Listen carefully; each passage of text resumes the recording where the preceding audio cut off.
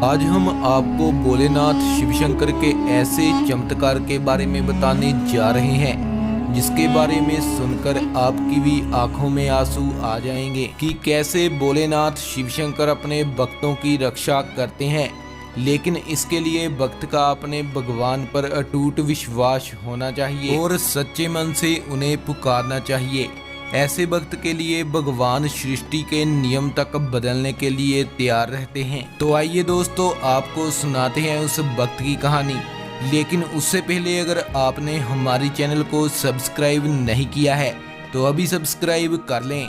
दोस्तों, यह कहानी है एक गरीब किसान की लड़की की जो हर रोज 2 अलग अलग गांव में दूध पहुंचाने का काम करती थी। उनमें से एक गांव में शिवजी का मंदिर था और उस मंदिर का पुजारी हर रोज उस लड़की से दूध लेता था। लेकिन उस पुजारी के घर दूध पहुंचाने के लिए उस लड़की को रोजाना एक तेज नदी की धारा को पार करना पड़ता था और गाँव के सभी लोग उस नदी को पार करने के लिए नाव का सहारा लेते थे। नाव का मालिक एक भला आदमी था और दूसरी सवारियां आने पर वह उस लड़की को नाव में बैठने देता था और नदी पार कराता था। और वह लड़की हर रोज उस नाव में बैठकर नदी पार करती और उस पुजारी के घर दूध पहुंचाती थी। लेकिन एक दिन उस लड़की को पुजारी के घर दूध पहुंचाने में बहुत देर हो गई।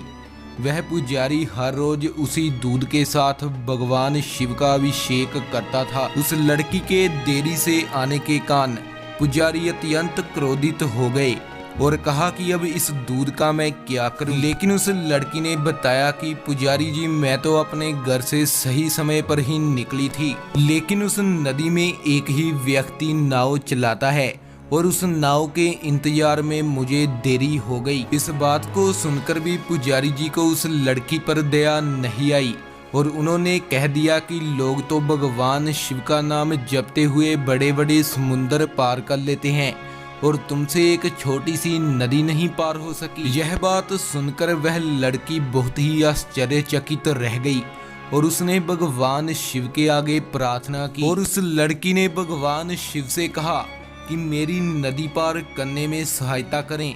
मेरी वजह से कई लोगों को कष्ट होता है, मैं नहीं चाहती कि मेरी वजह से किसी को कष्ट हो।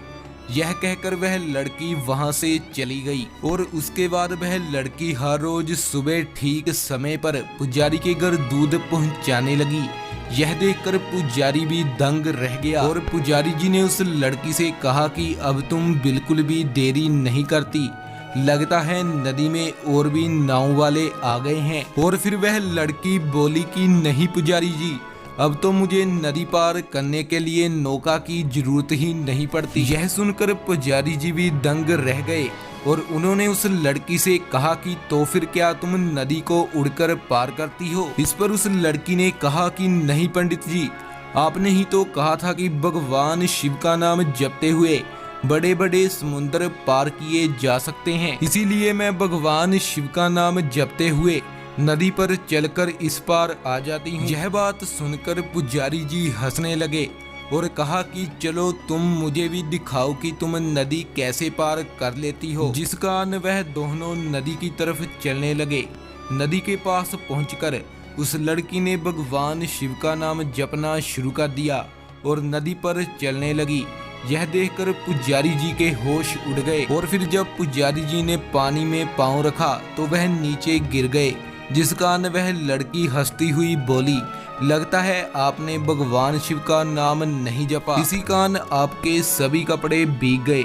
यह सब के बाद जब पुजारी जी पानी से बाहर निकले और वह रोने लगे और उन्होंने अपने दोनों हाथ जोड़कर उस लड़की से माफी मांगी। तो दोस्तों, देखा आपने कि उस लड़की ने किसी को कष्ट ना पहुंचाने के लिए भगवान शिव के आगे सच्चे दिल से प्रार्थना की थी, जिस कारण भगवान शिव ने उसकी प्रार्थना स्वीकार कर ली और उस लड़की के लिए भगवान शिव ने सृष्टि के कानून ही बदल कर रख दिए।